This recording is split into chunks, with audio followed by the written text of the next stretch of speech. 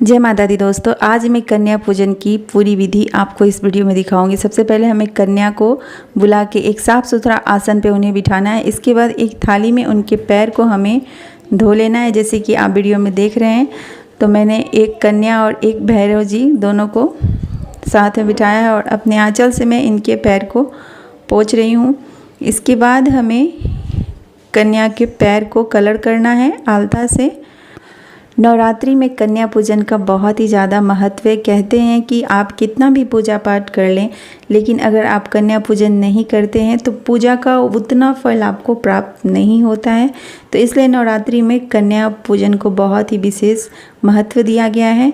कन्या खास करके 2 से 10 साल की होनी चाहिए। ऐसे तो 1 साल के भी बच्चे को कर सकते हैं, लेकिन 1 साल के बच्चे कुछ खाएंगे नहीं।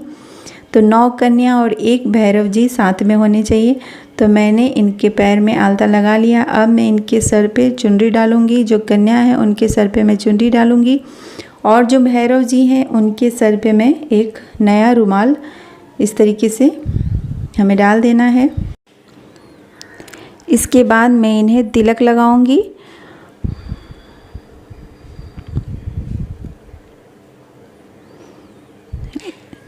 तिलक लगाने के बाद थोड़ा सा चावल का भी हम उसमें टीका लगा देंगे और थोड़ा सा चावल इनके ऊपर हम इस तरीके से छीट देंगे और इनकी हम आरती उतारेंगे कन्या का।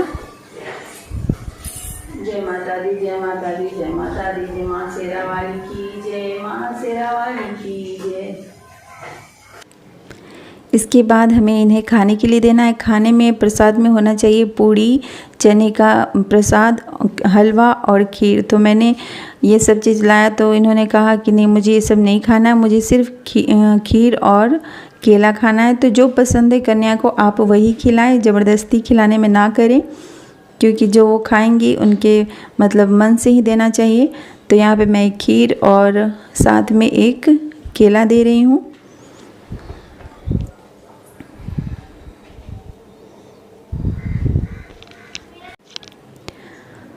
तो इसके बाद हमें पानी भी देना है साथ में। अब ये लोग खाएंगे, जो कन्या है और जो भैरव जी हैं वो खाना शुरू करेंगे।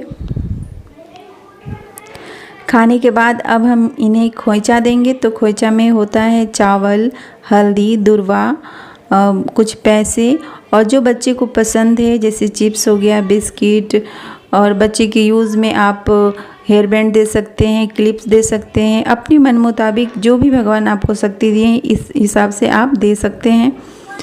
तो मैं यहाँ पे थोड़ा सा 5 बार चावल और 5 हल्दी, थोड़ा सा 5 या 7 दूर्वा देना है। मैं बच्चों के लिए लाई हूँ कुरकुरे, बिस्किट और टॉफ़ी, और साथ में मैं 11 रुपया दे रही हूँ। इसके बाद मैं यहाँ पे लाई हूँ हेयर बैंड और 2 प्यारा सा बेबी क्लिप्स। तो ये हमें इसमें खोइचा में देना होता है और साथ में हमें कुछ फल भी देना होता है। तो फल में मैं यहाँ पे केला दे रही हूँ।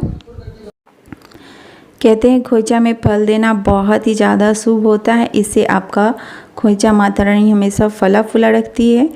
तो यहाँ पे मैं खोइचा बच्चों को दे रही हूँ।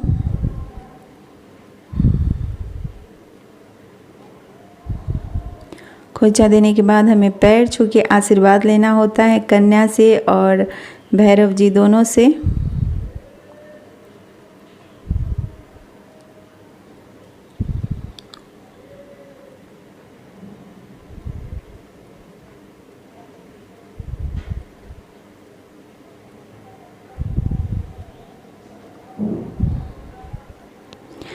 तो अब हम पैर छू के आशीर्वाद लेंगे और साथ में आपके घर में जितने भी लोग हैं सबको पैर छू के आशीर्वाद लेना चाहिए।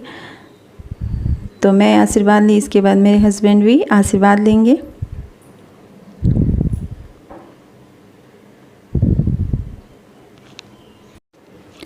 तो इसी तरीके से हमें नवरात्रि में कन्या पूजन करना चाहिए। मैं अभी आपको एक कन्या का पूजन करके दिखाई। इसी तरह से आप 9 कन्या का पूजन करें।